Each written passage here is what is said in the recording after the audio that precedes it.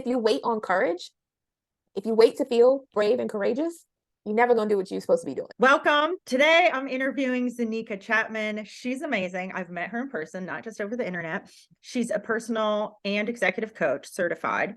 She helps women connect to their inner strength and reclaim lots of things, your confidence, your happiness in the workplace after the aftermath of workplace trauma. This is one of the reasons I wanted to have her on here, because I know many of you, including myself, have had workplace trauma. I'm sure there are corporations that are not traumatizing their employees, but many are known for traumatizing them. She has an 8-week program called Survive in Corporate, which I'm sure some of you are going to be getting on the wait list for that and finding out how you can sign up as soon as possible. So thank you so much for joining us, Zenica. Welcome. Oh, thank you so much for being here. I'm excited to chat because, yeah, we're friends in real life. So this is going to be good. It is. So Zenica may not know this about me, but now it's probably been almost 15 years. I had a workplace trauma experience where I was a teacher in the classroom, and I ended up leaving education for almost 5 years because I was so traumatized. And I worked with a counselor and she helped me. But if I would have even known that workplace trauma or workplace bullying was a thing back then, I might have been able to do something different about it. So feel free if you want to share your story about it, or what made you decide this is something that I want to help other people with too. Yeah, so I think it is important for me to share my story just so people understand kind of how I arrived at this place. But I was in a space where I really felt like I had done everything right.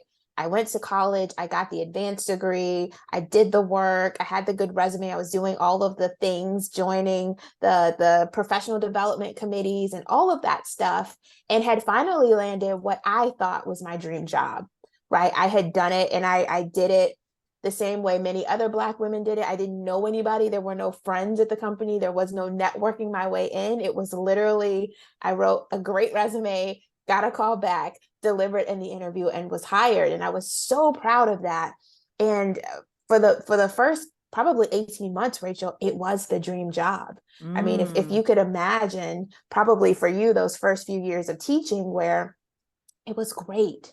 You loved the work. You love the people, you were challenged in the most productive way. I felt like, just being around these people was really, really pushing me to be a better person, to be a better communicator at the time. And all of a sudden, literally, it felt like in the blink of an eye, I was told verbatim that I was the worst employee on the team. And that turned into, and I really didn't hear much after that, but that turned into a barrage of all the things that were wrong with me, things that were ultimately my character and who I was and what made me good at my job were all the reasons that I was no longer excelling. There were no clear examples as to why. And I would love to tell you that I was confident enough to challenge that. But in that moment, the very first time that I heard those words, I believed them. Yeah. And I thought, oh my God, I am underperforming. How do we fix this? What do I do? And there were, things that were given to me to improve. And I went home and I created my own little improvement plan, right? Because that's what we do sometimes when we're faced with this stuff. We just think the answer is just working harder. I've got to do more. I've got to be more. And that I took that back into work the following week and said, here's my plan for how I'm going to fix this. And very flippantly was told, well, whatever, if you want to do all of that, you can, but whatever. Now, mind you, I had been threatened with being put on a corporate performance improvement plan. So if you've been in the corporate world, you kind of know that's like the kiss of death. That's really, they're starting the paperwork to get rid of you at that point. Exactly. So imagine being threatened with that, coming back and saying, here's how I'm going to improve myself, but being told whatever, if that's what you want to do, right? Wow.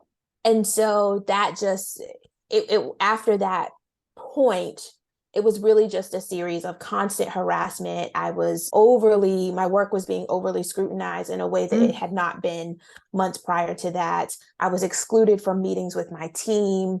I was given projects that weren't fully being explained to me. So what I call work sabotage, where you get a piece of Mm-hmm. the project, but you don't get a key component of it. And then you're told, well, hey, you didn't do this project the way Oh that my we gosh. wanted it Wow. to be done. So it was just a very negative, very toxic environment. But for me, it went beyond that. And it wasn't until several months later, when I was out of that situation, that, much like you, I actually just kind of said to some girlfriends at brunch, hey, I felt like I was being bullied. And that word, that phrase was just kind of dropped into my spirit. And I got home and I said, I'm going to Google that, because Mm. it was like something in me resonated when I said I was Mm-hmm. bullied. I'm And getting all the chills.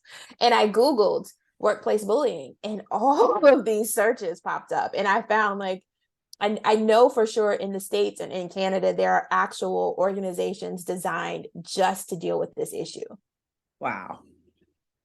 And so from there, I was kind of emboldened, because I was like, how is it that there's all this research around this? There are organizations around this. There are people fighting to create policy around this, and nobody is talking about it. Mm, Nobody is telling women, oh, you're being bullied. We have to address this.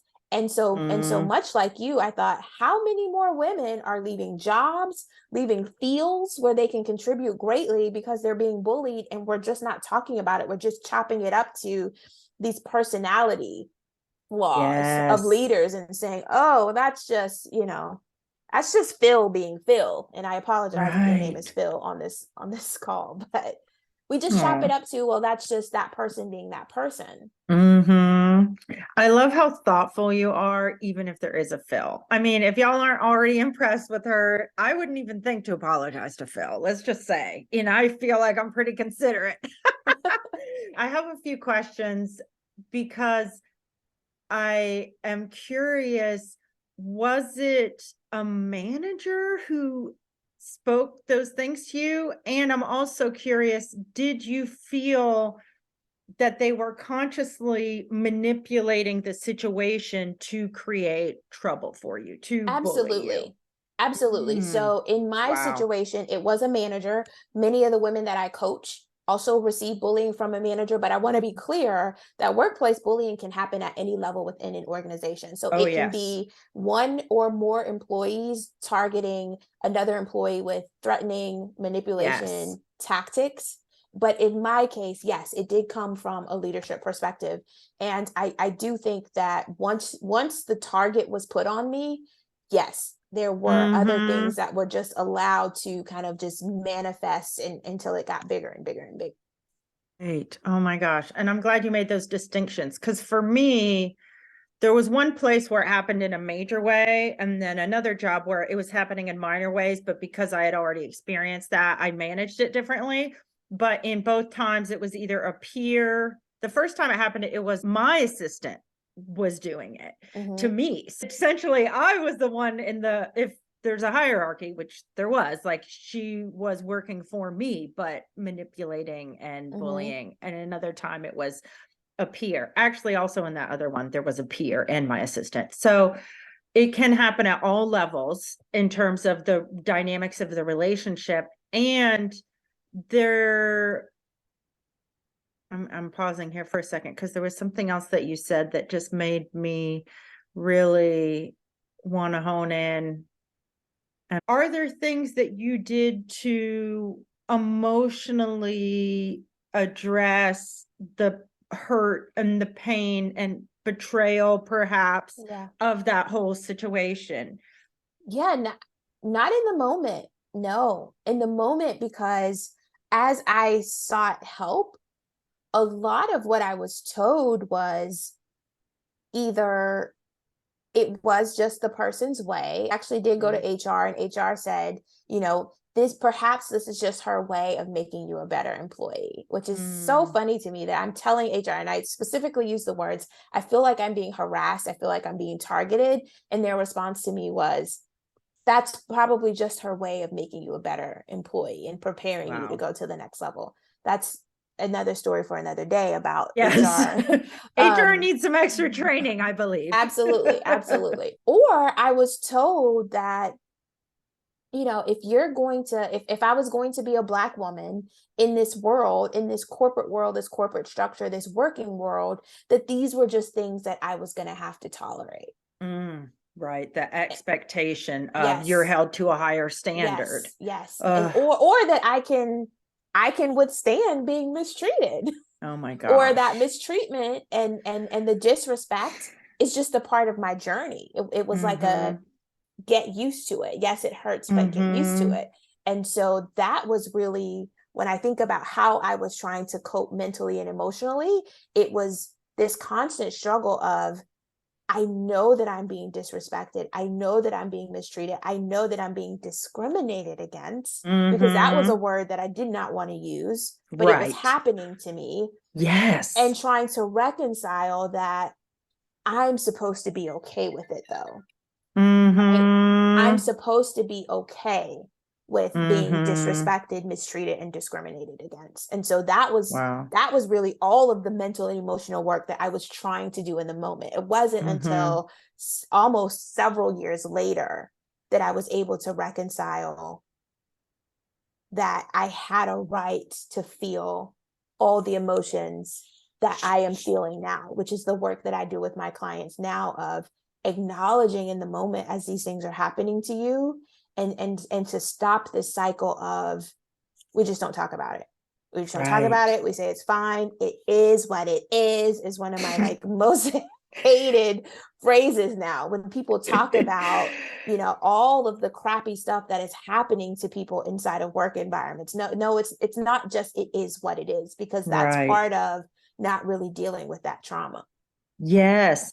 And I also want to bring out for listeners, I know that there are some corporations who that it is what it is like ingrained in, this is how we do it and deal with it. But there are so many other corporations who they want to pour into their employees. They want to invest in their people. They want to be doing the work, to me, that feels like the direction we're moving in. And so even if that's what you're experiencing right now, and maybe this is what you coach your people on, there is likely another place where your skill set will be utilized and you won't be treated that way. And if you do like the corporate environment, there are other corporations out there who happiness of the employees and workplace balance or good relations are an integral part, where the HR hears something like that and they're on it. And so I just want to bring that up, because it may have been that there was a time where that is what it is and there are no other options, but I don't think that's the time we're in now. No, I agree. And that is a lot of the work that I do, when I'm personally coaching people, because, honestly, Rachel, a lot of the times when people are reaching out to somebody like me, they hear my story, they're reaching out to me, they are in a place of complete hopelessness. They know that what they're experiencing is not right, but they've been in it so long, whether it's bullying or just a extremely toxic environment, or just, for many of my clients who are Black women, it's just experiencing the same thing over and over and over again in different roles and different companies, that they are in a place where they really don't believe that there's another company, another organization, or another team, or even just another manager that is going to value the experience and the expertise that they bring to the team. And so a lot of the work that we do, and I think that that's what's so incredible about coaching in general, is to really help people get outside of themselves. And so what I help people to do is to stop reliving the story, because the story is a part of who you are now. I will never be able to mentor another young woman in the field that I'm in now without telling her about my bullying journey. It is a part of my history. It's a part of my career now, but it is not who I am. And so I love to kind of help people get from that place where they cannot fathom a day where this person doesn't create a visceral reaction in their body and get them to a point where we can say their name and it's like, oh yeah, I Yeah. remember how I felt, 3 months ago when we first started working together. Mm-hmm. Mm. I love how you help people to get to that place because, again, like for me, when this happened, I worked with a counselor and then I thought I was good. But my next job interview after that, they asked me a question and I started talking about my bad work situation Yes. in an interview. Red flag there, Rachel. Never do that again because you're not going to get the job. And it even it was that interview was so terrible. And I didn't know. I was young and I hadn't, but I didn't know until that moment. I'm still charged up Absolutely. emotionally from what happened to me. Absolutely. And I know this was a job that I was so excited to have, and I felt in a lot of ways like I messed up the interview, Mm-hmm. not only because of that, like I maybe could have presented a better case in other ways, but I really feel like that was the lens that they saw me through then. Mm-hmm. And it also brought in the question in their minds, I believe, was it her or was it them? Because Right. sometimes not that I was bad mouthing my former coworkers, but in a way, like describing the situation, people wonder, well, maybe she's just a dramatic person who Mm-hmm. badsmouth her coworkers. Let's not bring her on. Like, I feel like in the back of their minds, they were probably wondering. Whereas after that bad experience, I worked through it some more. So the next time I had an interview, I could talk about it. And it wasn't like, let me put my Mm-hmm. bleeding heart on the Mm-hmm. table, potential boss. And Yes. so working with someone like you, that could help somebody actually score the job interview you want and not mess it up because you're so charged and triggered and traumatized from an experience that in a lot of ways it's not your fault. Mm-hmm. Yeah. So a Yeah, couple what of do you think? things. So I will share a quick story Mm-hmm. of the next job for me too. I remember I did land the job and I was sitting at my desk, incredible coworkers. Like they had, prepared like a little note. They had a little basket. Aw. Welcome to the team. We're so excited. And I went through, the process and here are the projects we're going to put you on. We want you to meet so and so and so and so. And I'm probably about a week in and I'm on my very first call and I start crying. Oh my gosh. I was bawling and I had to run to the bathroom because I was so emotional because I thought these people are going to find out that they made the wrong choice, Mm. that everything that those other people said about me is true. And part of what happens is when we are in very toxic work environments, the only thing we're taught that the solution is to get another job. Right. That's what everybody tells you to do. You got to get out of there, you get Yes. another job. Right. But when we come out of very toxic relationships, what do people say? Take some time for yourself, Mm-hmm. heal, get to know you again, right? Mm-hmm. But we Yes. never do that when people are coming out of very bad relationships that they've experienced at work. And so for me, I had not done the work of shedding. I call it, I one of the first steps in my program is dropping the lies. Because when you're in an environment, especially where you're being bullied, where you're being picked apart, where your character is being attacked, where the very work that you're doing is being attacked every single day, I don't care how much personal branding and networking and all that stuff that the career coaches tell you to do. When you are in an environment like that, your confidence is going to take a hit. Oh yeah. That is why it is so hard to get the next job. When people tell you, "Oh, just Mm-hmm. just get another job." That's why it is so difficult. Is because you've spent so much time being told all the things that you're not great at from a toxic work environment, constantly being questioned, which constantly being questioned also hits at your confidence. Mm-hmm. And so it does make it difficult to go into the next job interview with the level of confidence that you need to display so that other people have the confidence in you to give you the job. Yes, yes. Oh my gosh. I'm so glad you brought that up because you're right. It's true. Go get another job. It seems like the solution, but you're still you with everything you experience Right. in that new place.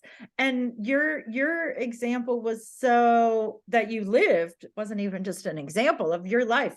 Great people, but you still were reacting to this experience and the lies, the fears that you had from that.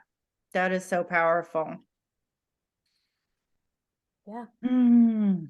Goodness.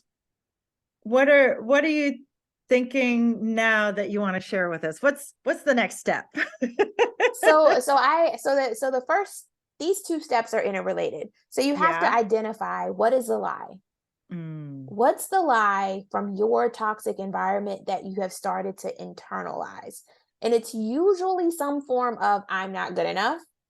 It's usually mm-hmm, some variation of that. mm-hmm. But you've got to get very clear on what is it, like what's the baggage that I'm Yes. taking. It Yes. might, and it could, maybe it's not for you a variation of you're not good enough, but maybe it's you can't trust leadership, Mm, right? yeah. I can't trust my coworkers because a lot of Mm-hmm. people who have gone through bullying situations, we have that where nobody came to my defense, nobody came to my Yep. aid. And Mm-hmm. so thank you for the snacks, but when are y'all gonna turn your back on me, right? Right. Right. And And also, oh, no, go can I ahead. just Yeah. ask, because you interact with so many people, women, we have this, I don't know if I want to call it a trend. Culturally, it's sometimes acceptable to be cliquey with one another. And in a workplace, that can actually be very damaging if your clique is either leaving somebody out or, manipulating a situation. And so it makes me think about some of like the mean girl tendencies in a workplace. I mean, that's like adding fire to gasoline to a fire, if I can remember the analogy. And it makes me think of some of these unhealthy, like societal things that people might act like, oh, yeah, that's just what women do, actually can have these long lasting detrimental effects to somebody's personal life, to their professional life. And I don't know if so when you're talking about the coworkers, is making me think, even if you're not the one being bullied, I hope somebody listening is also more aware of what's happening in that dynamic, because you can also be an advocate and say something to a manager or to HR or to that person, Mhm. because it can feel lonely to be the one who's being targeted and discriminated against and feel that nobody cares and you're all Yeah. alone. Yeah. It 100% can be. And Mm-hmm. I think for a lot of people who unfortunately are the only on their team, in their office, it's isolating anyway. I Yeah. mean, I can tell you of not to get too far off topic, but I can tell you of being on great teams, but because I was the only Black girl, I didn't get invited to lunch. Oh my gosh. I didn't get invited to coffee. Mm, I mean, and everybody was very nice, right? Whatever you need on the job, I'm here to support you. Have you talked to so and so yet? You need to connect to this person and that person. And just imagine having that interaction, that interaction, and just seeing groups of them just go to lunch, and wow. nobody ever invites you. And Yeah. so when we think about, just like you said, some of these societal norms and developing friendships and things like that, be cognizant of those things. Now, me, I am a very, you know how I am. I make jokes, and I just said one day to these group of women who I thought were really great. We would have water cooler talk all the time, and they would go to lunch, and nobody ever said, "Hey, do you want to go get a sandwich?" And one day I Yeah. just walked by, and they were all sitting there eating their sandwiches, and I just said, "Just so you guys know, I like grilled cheese sandwiches too." And they were like, "Huh?" I was like, "Yeah, I would have loved to go get a sandwich, but nobody asked me." Yeah. Oh my gosh. I don't want you to only be brave, but I am seeing and honoring you for saying that. And calling them out on that But it wasn't, in and your it cool wasn't my way. intention to call them out. I Yes. really did want to go get a sandwich. Yeah. I really, it was another newer job, but I really liked them and I would have loved to Yes. gone to lunch with them. And so instead of me kind of sitting there, and I said, you know what, they're not going to ask me, but I Mm. think we vibe. And I said, hey, I like sandwiches too. And I like Aw. coffee from that place that Yes. y'all go all the time. Oh my gosh, I love it. Can I ask a question? Because one of the things that I'm sensing right now is making me think you have at least two articles that were published in big name places, Yeah. which also makes me a little bit fangirl to you. Yeah. And in one of them, I'm hoping you'll summarize or tell us a little bit about it, but what struck me was one word might be boldness or audacity, but audacity in a good way of you being courageous enough to speak for your needs and to tell people either with the sandwich example, or I'm thinking of you spoke to a boss about you were Yeah. given more responsibility.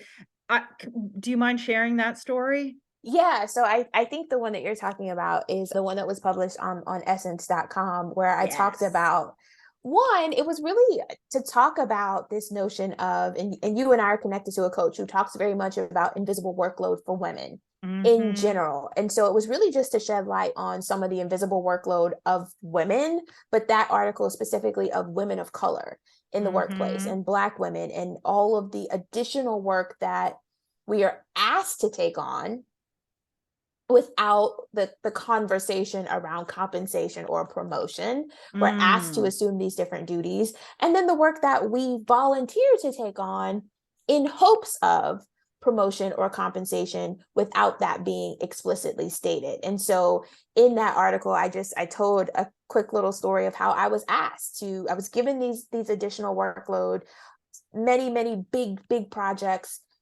but there was not a conversation about compensation or promotion. It was just phrased as, this is going to be a great quote opportunity for Oh you. my And me gosh. just being very, I guess, a little bold in saying, but an opportunity for what?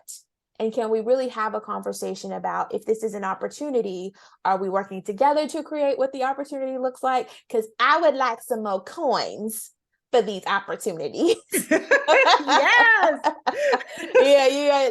Sometimes I'm like, you keep your title, but I'm at a place where, like, for me, I would like some more coins for all this opportunity. And when, not if, when can we have a conversation to specifically talk about that? But it was really just an article around addressing that invisible workload and also pushing back a little bit on this notion that we are going to be the housekeepers of the office going forward. And we are going to continue to do the shadow work of you promoting sometimes ineffective leaders with us behind the shadows, or playing the puppet master of keeping everything moving while someone else gets the coins and the title to go with it. Mm-hmm. Oh my gosh. I would love to see a movie, Zenica Wears Prada. And it's all like, oh, let me take over this workplace. Not take over, I don't but know about that. coming in, being the boss who's setting everything straight. I think that really the article was just kind of, it was my contribution to trying to create a more equitable workplace, Yes. and really helping other Black women to understand the role that you play in that, even in the job that you have now, because we the work that we're trying to do is very big. And Yes. we often think that we have to take big giant steps, but Yes. sometimes it's just really saying, I don't think I'm going to do this if we're not Right. having a conversation about how this Mm-hmm. helps me move my career forward, Yes. and stop just assuming that we have to say yes all the Mm-hmm. time. Yes, I love that. And that you highlighted that. That is so powerful. And it makes me think of a conversation I recently had with some women, and they were talking about the way they show up at work being different than their moms, because cultural norms, even a generation, have Yeah. changed so much for Black women at work. And and I don't know if it's cultural norms is the way that I want to put it, but they are showing up at work, maybe similar to you, maybe different. And when their moms hear about it, they're like, oh my gosh, you can't do that. And here you are showing us all, yes, you can do that. And also helping women to see, I don't just have to do it like it's been done. I can address the invisible workload and these other things, and I can break generational curses and all the other good things that we need to disrupt. Speaking of which, will you talk a little bit about your event that's coming up soon? I was gonna say, now I love the word disrupt. I know. As soon as I said disrupt, I was like, wait a minute, there's a reason I said that. Yes. And I did not pay her to drop that word. But honestly, so I like to use the word disrupt. And if you follow me, you'll see that a lot of my programs have the word disrupt attached to them, because one, I know people say, gosh, it's a hard word. Like, it's a tough word.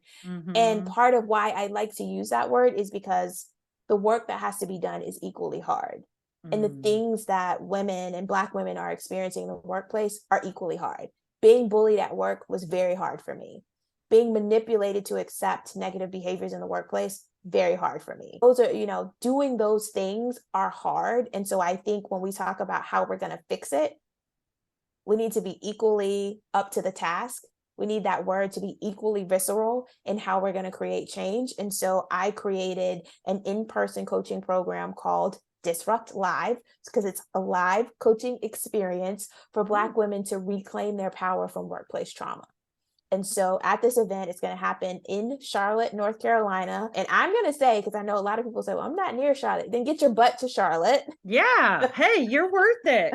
Get on a plane or in because your car. It's really going to be an incredible experience around disrupting some of our social norms and how we show up at work. And so what you will get out of this experience is tips and tools for how you can start to disrupt some things in your own life, how you can stop doing work that just leads to stress and burnout, but work that actually is going to push you and push your career and your life forward. And we're going to do that together in a very fun and safe environment for you to have these conversations and really get the transformation that so many women are looking for. I love that. And I also want to highlight, we met at a live event, the two of us. And one of the things I love about a live event is when you go through a transformation and you meet the other people there. Yes, we can meet on Zoom and make a connection, but meeting in person is it's faster, it's deeper, it's how we used to do it all these thousands of years.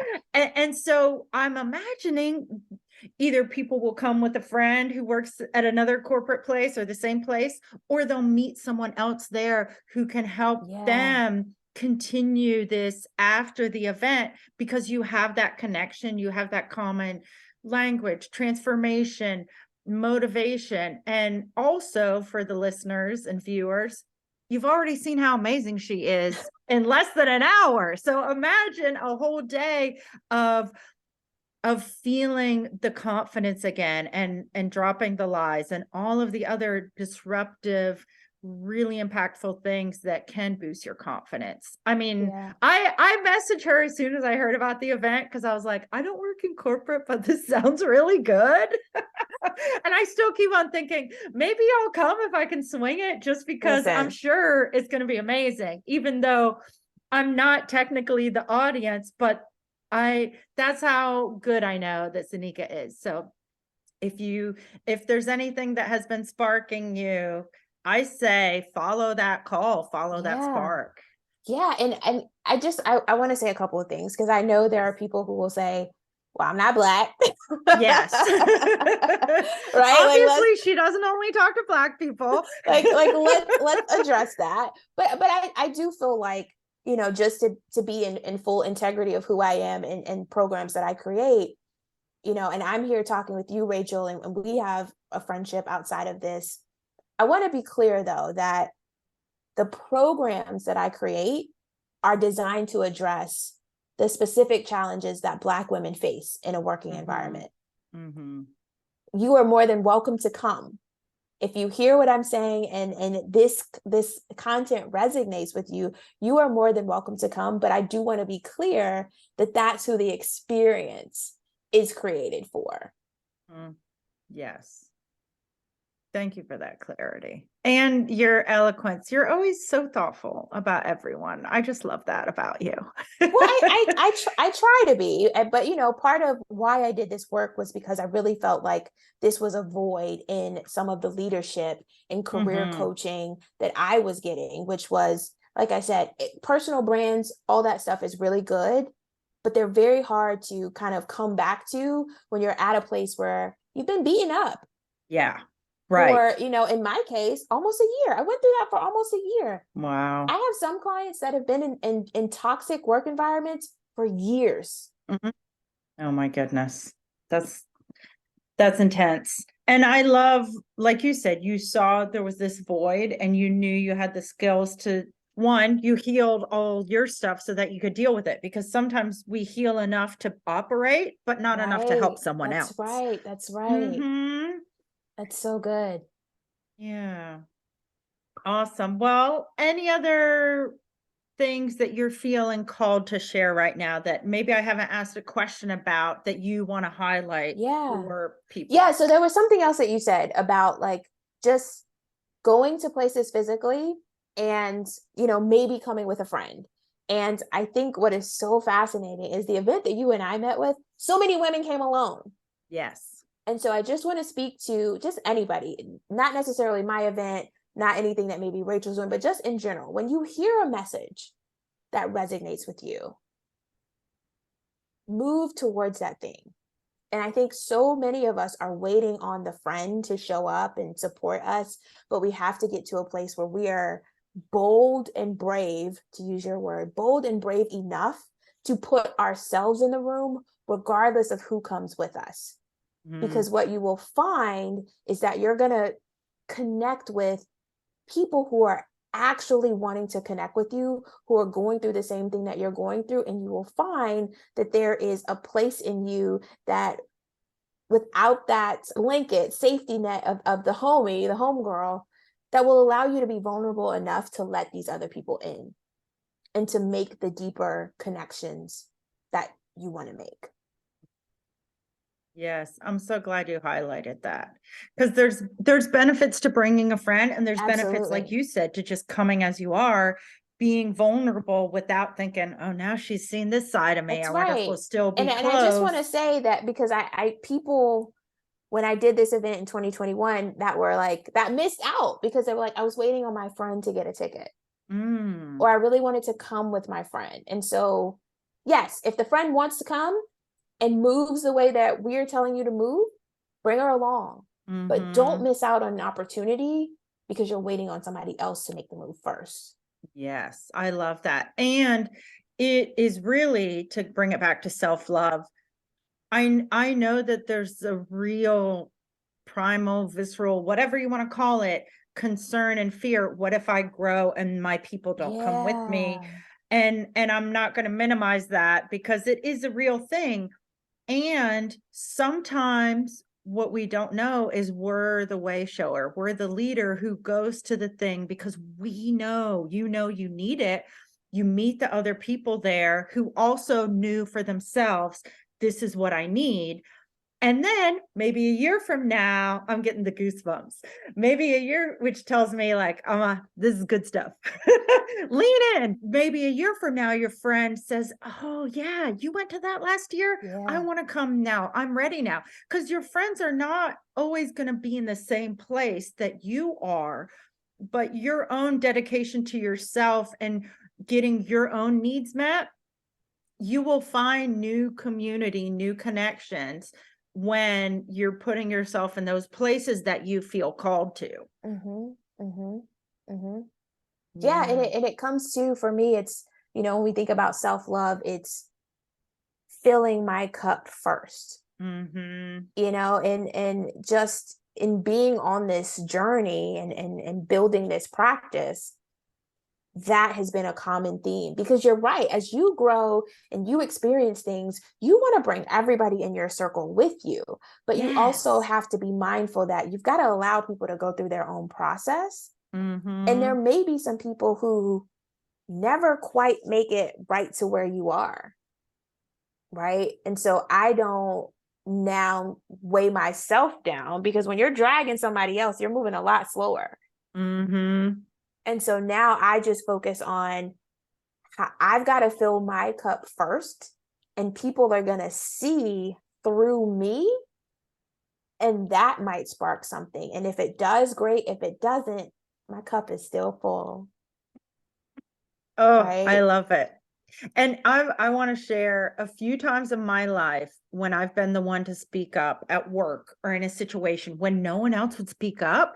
People later said, "Thank you for doing this." Mm-hmm. And I'm thinking of your articles. Did you wait for your friend to say, "Hey, let's both go publish in Fast Company or in Essence"? No, you did it. And when I think of that, for me, I'm just like, well, maybe I should start pitching Fast Company. Although I don't really know that that's my, I mean, I respect it, but I don't know that Yeah. they want to hear from me, but that's okay. But still, that leadership and that inspiring of others, and knowing that what, to me, it's a way of making sure that you're valuing yourself, because sometimes we're used to, well, what is she going to do? Or is it okay if I do this? But you maybe are so used to being bold and brave that you're not waiting, oh, what are everybody else going to do? You're making that move, and then other people are getting inspired by that Mm-hmm. move. Mm-hmm. And I will just say too, I appreciate, you saying that I am bold and brave. I never feel that way, Mm-hmm. right? Like, and for people who might be listening, I never stop and say, like, when I submitted that piece to Fast Company, I didn't say like, oh, this is my brave moment. I was terrified. Like I was terrified that people were going to read that and I was a grown ass woman when this was happening to me. Like I was being bullied at work. I was Yeah. terrified, Yeah. right? And so I think that that's the part, that whether it is speaking up when nobody else speaks up, we don't ever feel like we're being brave in those moments. It's Mm-hmm. terrifying. I'm sure you were probably saying to yourself, am I really going, am I about to say this? Am I Oh, about to do yes. this? I was gonna say it's no longer one of my favorite quotes. It still is, but for a period of my life, I think it's Margaret Mead. Speak up, even if your voice shakes. Maybe it's not her that said that. I would tell myself that all the time, because even though I'm speaking fine to you right now, and I was a teacher, I was used to projecting. When I was in situations where I spoke up and I was the only one to say something, and I was bringing something up that I didn't know how people were going to take it, my voice, I just want to spit, like, was so wavery and weak. But I just would tell myself, it doesn't matter. Like, yeah, I'm really scared and my voice is totally showing it, but I need to say this thing or I will not be okay Yeah. with myself. Well, and that's the thing, right? It's getting to the point, and that's where I think this work is so important. And one of the things that we focus on inside of my coaching programs is getting people to a place where, yeah, most of us don't operate from this place of I'm gonna be brave and courageous today, but I'm going to operate from a place of alignment with who I am and the values that I've established. And so that is what you stand on in the moments where, maybe your voice is not shaking, but your fingers are quivering because you're typing Mm-hmm. something, or you got to push Mm-hmm. send on an article and your heart is racing. But you can ground yourself in knowing that in this moment, I know who I am. I know the values that I stand on, and I am operating in full integrity with who I am, and the outcomes are the outcomes. But at the end of the day, I know that I made the right decision. I made the right call for myself. Mm-hmm. 100%. I might just listen to that a few times later today, just to Whew, thank you so much. Do you want to tell us where we can follow you, where you want us to Yes. reach you? You talked a little bit Yes. about Disrupt. I'll put links below, but for the listeners, if they want to hear the links and just type it in right now. Tell us all the places. Yes. So one more thing I want to add Oh, to yes, what I add just in. said, because if you wait on courage, if you wait to feel brave and courageous, you're never going to do what you're supposed to be doing. Mm-hmm. That is so true. There's a few things where I've realized, oh yeah, I might not ever get to that. Right. You might not ever, like, if you wait to feel that way, to feel that feeling, because we put so much weight on that, like in our world. And it's like, you read all the stories of people who have done brave and courageous. They never say, I felt very brave in that moment. And so I took that step. It's like, that was just doing what I felt like I was called to do. Mm-hmm. Mm-hmm. That's so true. Thank you for reminding us, because it's easy to hear you talking or me or thinking, oh yeah, well, obviously they're doing that because they're them. Right. And it is a good reminder that when you're feeling that wavering, nervous, fingers are shaking, that it's okay. Return to integrity. Remember all these courageous, bold people out there. They are scared too. They're That's right. nervous too. None of us truly knows what the outcome will be. We can't predict that. No, no. If we knew that, we wouldn't need faith. Mm-hmm. Yeah, that's true. There's one or two people that I was thinking of when you're talking. This one woman who I follow, who she doesn't personally know me, but her last book was about friendship in the workplace. And I need to look if she does like interviews, because I feel like you two being connected could be a really profound thing. And this is maybe like my psychic senses or whatever, but I kept on thinking like, oh, Mel Robbins needs to have you on her show and people like That's a that. And stretch. well, it's maybe a stretch right now, but maybe not next year. And I was also thinking, you know how Quavi said she wants to get on Netflix? I could totally see a Netflix show about a Black woman changing, go like your story could totally be a book. I would read that book all day Well, long. I don't know where it falls, like in terms Yeah. of when I will sit down and do it. I definitely think that I want to write a book Oh, about good. corporate experiences for Black and brown women, that it's Mm-hmm. not rooted in just ass kissing. Well, I get very strong feelings about the book. So I love that. And Thanks. it could go different ways. It could be like a memoir, or it could be a memoir in a teachable moment, or it could just be like a nonfiction teaching thing. I think any of those would work. And it's so powerful. When you were sharing your story, I kept on thinking, man, I didn't go through hardly anything, because even though it felt like a big deal, and not to minimize, but I'm kind of mind blown about how much you went through and now how you're on the other side of it. It So, was bad, Rachel. Like it mhm. was, and because it was what was happening to me, and then it was going home every day and like, why is this happening to me? Mhm. What have I done? What can I do? How do I fix this? I don't have a rich daddy that can tell me to come Right. home. I've got to pay these bills. I've Yes. built this life, and I've got to pay these bills and do these things. And there's also a part of when you're the one who made it out, and so everybody is Yes. counting on you for one thing Right. or another, right? And so I can't just quit. How do I endure? And so it was all of that too, Oh my gosh. Wow. That's a lot. that I think a lot of people don't talk about too. Like, everybody has it hard too, but there's also this part of like, yeah, when you're a single girl, Yeah. what do you do? Right. And Mhm. that is why part of that Essence article was talking about finances. Yes. Because a huge part of that was like, this will never happen to me again. I'm super excited. There's a few people that I'm already like, you need to go to this event if you can find a way to get there. Because Yeah. last week, she's like, Rachel, I'm on a team of 4 people and they forget to invite me to meetings. And she's the only Black woman on her team. And it's stuff like that where I'm like, how can you be that stupid? Like at that point, it's not a mistake. Like Well, this and is intentional. that's where I say too, like, we have to stop. That's why I use words like disrupt, because I'm like, we Yes. have to stop playing around with some of this shit and just call it what Yes. it is. That is Yes. that's not unconscious. It was Right. unconscious the first time. It's not Right. unconscious anymore.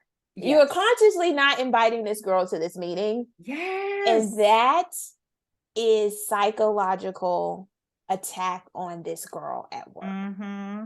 Mm-hmm. Yes. Yeah. It is time to call it what it is and disrupt. Whew. And I think maybe too, that's where for women sometimes we're used to cultural conditioning of like, don't push back or assume the best. It's like, okay, in some circumstances, assume the best. In this one, assume that what it looks like is what it is. It is what it is. Yeah. Mm-hmm. And stop questioning yourself. Stop Yes. living out of integrity. You know what it Yes. is. And the Mm-hmm. more you try to battle that, oh, this is not what it is, you making now you're making yourself sick for no reason. Yes, right. Because then you're at war with yourself. Correct. Correct. Now your heart and your Yes, mind are fighting each other. exactly. And think of what could happen if those two things were aligned, because now we Mm-hmm. can say, okay, right? Like, we're gonna come out of Exactly. here, and now I'm gonna figure out what this problem actually is. Mm-hmm. And now I'm going to simply say, I need to understand why you keep leaving me off of these meetings. Yes. Period. End of story. I'm going to let you explain, why do you keep leaving me off of these meetings? This has happened consistently. And no, I'm not making this up. Here are the dates of the meetings that I was not included on. This has happened 1, 2, 3, 4, 5 times now. Is this a situation that we need to bring in director? Mm-hmm. Because I need to understand what's happening here. Mm. I love what you just said, because sometimes, and this is, I'm sure, what happens when you're coaching with people. Sometimes I know if I'm in a stressful situation, but I've already decided what I'm going to say, I can get through that situation. And so you're right now, I'm thinking you've just given someone here's what you're going to say. Write it down, memorize it, whatever. You're going to say this, you're going to wait, you're going to hear what they have to say, and you're going to move forward. Because sometimes in the moment, if you have to speak off the top of your head when you're stressed out, the brain, the way our body works, the prefrontal cortex is Right. not engaged if you're in a stress That's response. right. That's right. Yes. It's in survival mode. Exactly. And survival is like, don't say anything, probably.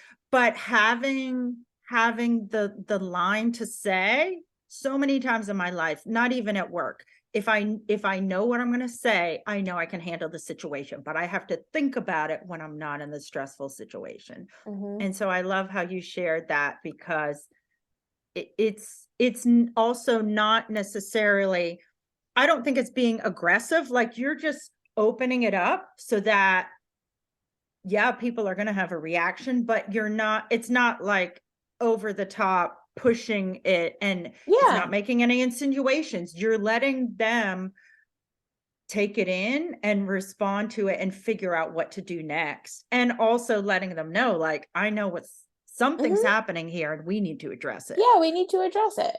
Mm-hmm. And I mean, that's why, again, I think it takes coaching. And you're right. Oftentimes people will come into especially private coaching sessions, and they're like, so this is what happened. And it is now, it's like, okay, well, now that we're here, let's dissect that, right? Bring the Yes. scenario here and let's talk through it. And you're right. It is, sometimes it's role play. Sometimes it's get out of the other person's head, because you don't know what's going on up there.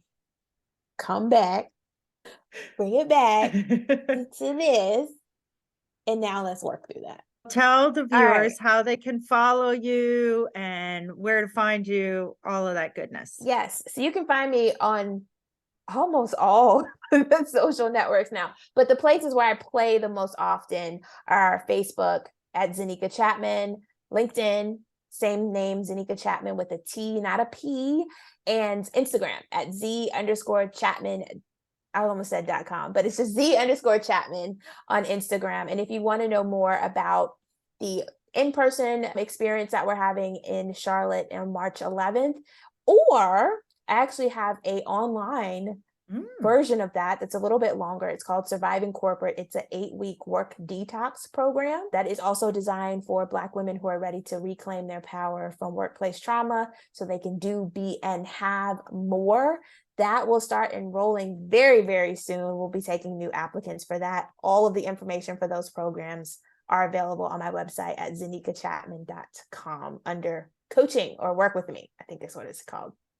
Awesome. Awesome. I love it all. And you're so incredible. Thank you for sharing so much of your insight and encouragement and practical and big worldview type advice and thoughts. No, thank you so much, Rachel, because people also don't know, but you were always like encouraging me on the other end. So when I share stuff, when I dropped like that essence, you were like, this is awesome. I think you were like the first person to comment. And so just another plug for going to events, because you never know what kind of incredible people that you're going to meet that will become a part of your journey.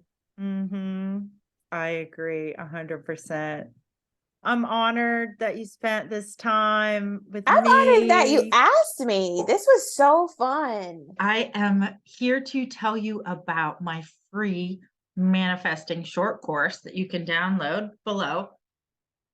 It's 5 days of doodling and manifesting, getting you to look at manifesting in a fresh new way and getting that creative muscle working so you can start making new connections and seeing new things that you have never seen before. Go ahead and download that free course below.